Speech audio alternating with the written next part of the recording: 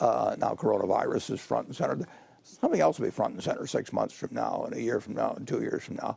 The real question is where are these businesses going to be 5 and 10 and 20 years from now? Some of them will do sensationally, some of them will disappear, and overall, I think America will do very well. It has since 1776. But you still watch things like rail car loadings very closely. I watch everything.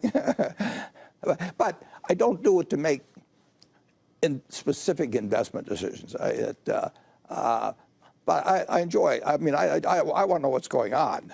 But I also don't think that I can make money by predicting what's going to go on next week or next month. I do think I can make money by predicting what's going to happen in 10 years. 투자를 하면서 이 사람을 모른다면 간첩이죠. 네, 워렌 버핏입니다. 워렌 버핏은 11살에 첫 주식을 사기 시작했고 30살에 백만장자가 된 인물입니다. 2023년 2월 포브스에서 선정한 세계 부자 순위 탑 50위 중 워렌 버핏은 순자산 하나로 107조 원으로 세계 5위를 유지 중에 있습니다. 투자의 귀재라고도 불리는 워렌 버핏은 3년 전 영상에서 다음 주나 다음 달을 예측해서 돈을 벌고는 싶지만 나에게는 불가능하다고 말을 하며 당시 2022년도 코로나로 인해서 항공권 티켓이 적자를 보일 때 항공사에 큰 투자를 합니다. 그때 했던 이야기가 핵심은 10년, 15년 뒤 승객들이 지금보다 얼마나 더 늘어날 것인가 라는 말입니다. 비트코인이 지금 원화가격 기준으로 3,580만 원입니다. 제가 오늘 이 영상을 찍으려고 실제로 암호화폐에서 투자를 하고 있는 주변 지인들에게 물어봤습니다. 10년 뒤에 비트코인이 3,600만 원보다 비쌀 것 같냐라는 질문을 했을 때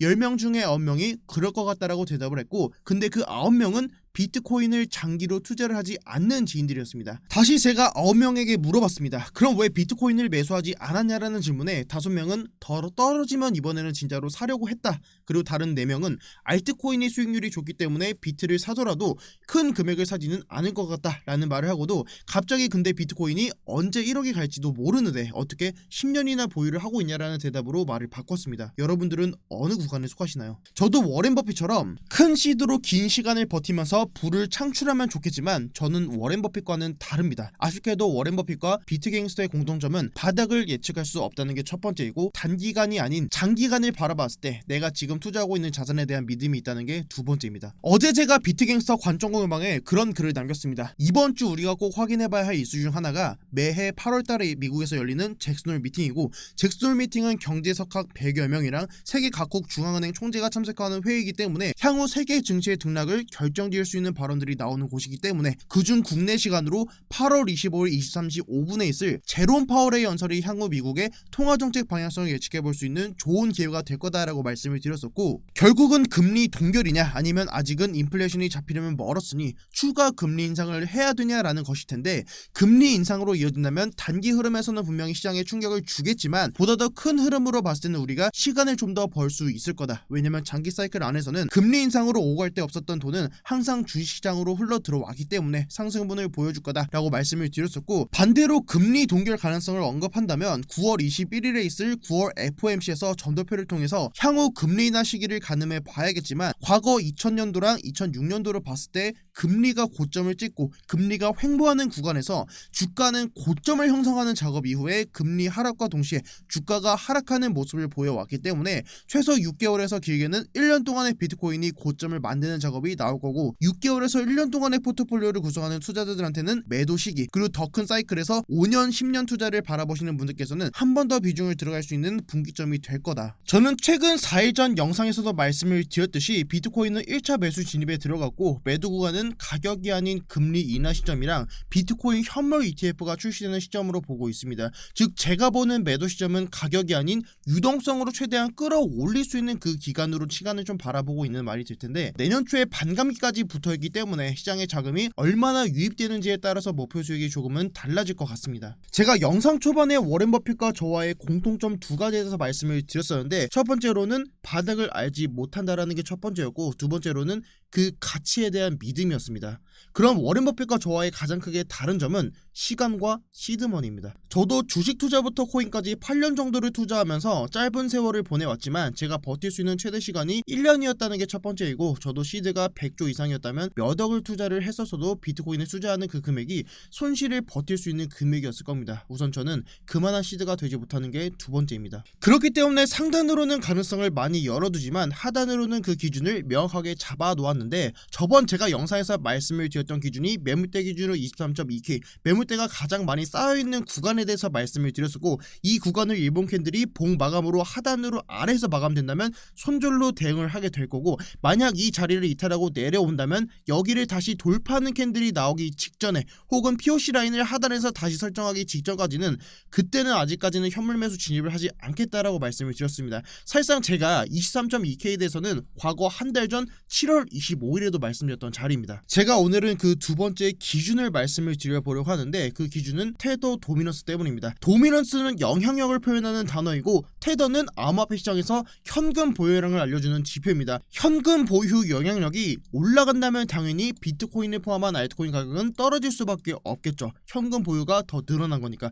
반대로 현금 보유량이 낮아진다면 현금보다는 코인을 들고 있겠다라는 건데, 당연히 현금 보유가 낮아졌을 때 코인의 가격은 올라갈 겁니다. 이 두 차트의 원리는 이 정도만 이해를 해주셔도 무방할 것 같습니다. 자, 그럼 과거 영상을 한번 같이 살펴보면은 도미넌스 기준으로 23년도 1월 때부터 계속해서 상단 라인으로 저항을 받아줬던 자리입니다. 정말 많이 저항 받아줬던 자리이고, 반대로 이 자리를 돌파해 줬을 때는 3월달에 12% 상승, 5월달에 8.45% 상승, 6월달에 14% 반등분이 나왔던 구간입니다. 반대로 비트코인은 계속해서 하락하는 움직임을 보여줬었던 구간이었고요. 현재 구간에서도 어제 나온 비트코인 하락에 의해서 테더 도미넌스가 지금의 이 7.3포인트 자리 위로 캔들을 올려주었기 때문에 저는 현재 구간에서 추가적인 반등이 분명 나와줄 거다라고 좀 차트를 바라보고 있고, 그럼 이 반등분이 어디까지 반등을 좀 예측해 볼 수 있을지를 좀 봐야 될 텐데, 자, 테더 도미넌스를 좀 더 크게 봤을 때 저는 테더 도미넌스를 지금과 같은 하나의 채널링으로 차트를 좀 바라보고 있습니다.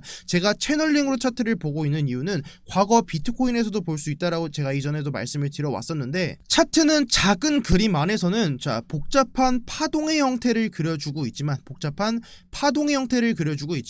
결과적으로는 큰 그림으로 봤을 때는 하나의 채널링을 형성해주면서 크게는 한 방향으로 움직인다라는 말씀을 드렸던 것 같습니다. 자, 한 방향으로 움직이게 된다. 그럼 다시 테더 도미넌스로 돌아오면은 결국은 지금 보시는 차트 안에서 하락하는 하락 채널의 지금의 상단 라인을 돌파해 주었기 때문에, 자, 하락하는 하락 채널의 상단 라인을 돌파해 주었기 때문에 또다시 상승하는 상승 채널을 그려주면서 차트가 움직일 거다라고 좀 차트를 바라보고 있고, 이번에 나온 테더 도미넌스의 바닥 자리가 7월 13일에 나온 지금의 이 저점 자리가 바닥 라인이었다라고 한다면, 그 말은 즉 반대로 표현하면 비트코인 기준에서는 이 고점 자리 31.8K가 단기 고점이었다라고 한다면, 다시 테더 도미넌스로 돌아와서 이 바닥 라인을 이어봤을 때, 자, 이 바닥 라인을 다시 한번 이어봤을 때 지금과 같은 또 다른 하나의 상승 채널을 그려주면서 상승하지 않을까라고 좀 차트를 바라보고 있고, 이 채널에 대한 신뢰도를 봤을 때는 채널의 고점과 고점, 저점과 저점, 그리고 채널의 중단 라인에서 저항을 받아주고 지지받고 반등 나왔던 구간을 봤을 때는 우리가 충분히 지금의 채널을 좀 신뢰해볼 수 있을 만한 지표가 될 수 있을 거다라고 좀 차트를 바라보고 있습니다. 자, 그럼 현재 테더 도미넌스 차트는 어떻게 움직였는지도 살펴봐야 될 텐데, 당시에 제가 말씀드렸던 채널 안에서 테더 도미넌스는 23년도 1월 때부터 계속해서 저항 받아주고 지지 받아줬던 자리를 한 번 더 지지 받아주면서 추가적인 반등이 강하게 나와줬습니다. 반대로 비트코인은 하락이 크게 나와줬던 구간이고, 현재 구간에서 채널의 상단부 라인까지의 반등분을 예측해 본다라고 하면은 현재 구간에서 테더 도미넌스가 반등이 나올 수 있는 구간은 약 이 구간이 플러스 9% 정도 구간입니다. 만약에 9%만큼 비트코인으로 하락이 나와준다면, 제가 뭐라고 말씀드렸었죠? 테더랑 비트코인은 반대로 움직인다고 말씀드렸었죠. 그럼 9%만큼 비트코인이 하락으로 이어진다면 제가 그때 말씀드렸던 지금의 POC 라인 23.2K랑 겹치는 구간입니다. 정확하게는 POC 라인은 23.2K 형성되어 있고, 테더 도미넌스 기준으로 채널 상단부 바로 반등이 나온다라면 여기가 23.5K이고, 추가적인 횡보로 이어가면서 반등문을 좀 더 그 가능성을 높여준다라고 하면은 POC 라인이랑 겹치는 자리가 나오겠죠. 사실상 저도 비트코인 일자 진입에 들어갔지만 바닥을 모르기 때문에 지금 보시는 것처럼 채널의 중단 라인 위로 이미 테더 도미넌스 캔들이 올라왔기 때문에 해당 자리를 하방으로 이탈하기 직전까지는 우선적으로 테더 도미넌스가 추가적으로 반등이 나올 수 있다는 가능성을 첫 번째로 열어두고 있습니다. 그렇기 때문에 제가 최근에 알트코인에 대해서 따로 언급을 드리지 않는 거고, 당연히 테더 도미넌스가 반등이 나오면서 비트코인이 하락으로 이어진다면 저는 추가적인 매수 진입에 들어갈 겁니다. 제가 영상 초반에 비트코인 지금 매물대 기준으로 23.2K 밑에서 캔들이 봉 마감하게 된다고 하면은 이때 비트코인 현물을 손절 기준으로 잡고 해당 자리 위로 캔들이 올라오지 않는 이상 이상은 현물 매수 진입을 들어가지 않는다라고 말씀을 드렸습니다. 다시 테더 도미너스를 들어오면 결국 그 자리가 채널의 상단 라인을 돌파한다라는 건데, 과거에도 보시면 상승하는 상승 채널의 상단을 돌파하게 되면은 다시 이 자리를 이탈하고 내려왔을 때는 이 상승분이 하락에 대한 재료로 더 큰 하락이 나올 수 있는 구간입니다. 상승하는 상승 채널을 하단부까지 뚫고 내려오는 가능성이 충분히 있는 구간이고, 결국 지금 구간에서 봤을 때도 이 상단 라인을 돌파하게 된다라고 하면은 이 라인을 다시 이탈하고 내려왔을 때는 이 채널의 하단부 라인까지 뚫고 내려올 거고, 이 구간이 정말 큰 비트코인 상승으로 이어질 수 있는 자리가 될 겁니다. 하지만 제가 매물대 지표로 봤을 때 23.2K 위로 캔들이 올라오거나 이 밑에서 POC 라인을 다시 설정하지 않는 이상은 진입하지 않는다. 결국 채널 안에서도 채널 위로 올라왔을 때 채널 안으로 들어오기 직전까지는 매수 진입을 하지 않는다라고 말씀을 드리는 이유가, 과거에도 달러 인덱스 차트를 봤을 때 과거 2021년도 5월 때부터 달러 인덱스가 강하게 상승분을 보여주고 채널의 상승하는 상승 채널의 상단부를 돌파하고 해당 라인을 지지받았을 때는 정말 큰 강세로 이어질 수 있기 때문이다. 정말 큰 강세로 이어질 수 있기 때문입니다. 물론 그 자리를 하방으로 이탈하고 내려왔을 때는 당연히 그 채널의 하단부 라인까지 뚫고 내려오는 하락이 나와 주겠지만, 만약에 비트코인 기준으로 테더 도미넌스가 해당 채널 라인 위로 올라주면서 여기를 지지받아주고 반등이 나와주는 정말 강세장으로 간다면, 비트코인은 정말 약세장, 해당 POC 라인을 뚫고 내려오면서 여기를 오히려 저항받아주고 계속해서 하락하는 그림이 나와준다면, 누가 알려주지 않아도 모두가 알만한 그런 악재 기사들이 나와줄 겁니다. 그리고 그 악재 기사들이 비트코인을 정말 큰 약세장으로 몰아갈 거고, 그렇기 때문에 제가 지금 보는 바닥의 기준을 23.2K로 바라보고 있고, 15.4K를 바닥으로 보지 않고 해당 자리만 지켜준다면 추가적인 반등을 보는 이유도 이래서입니다. 오늘은 이야기를 좀 하다 보니까 영상이 좀 많이 길어졌는데, 결국 저는 결과적으로는 아직까지 23.2K를 깨지 않았을 때, 채널의 상단부 라인 밑에서 머물러 줬을 때는 아직까지는 저는 상승을 바라보고 있고, 제 관점이 틀릴지언정 그 자리가 아니었을 뿐이지 지금은 어디서 손익비를 잡고 매매를 좀 가져가야 할지를 좀 결정하는 그런 자리로 보고 있습니다. 오늘 좀 이렇게 장기적인 관점에서 어디서 제가 매수를 진입을 들어갔고 그 진입을 왜 들어갔는지에 대해서 말씀을 드렸는데, 추가적으로 단기적인 브리핑이나 이슈 같은 그런 정리들은 제 비트겐서 관점 공유에도 계속해서 정리 드리고 있으니까 고정 댓글에는 링크 눌러주시고 입장하셔서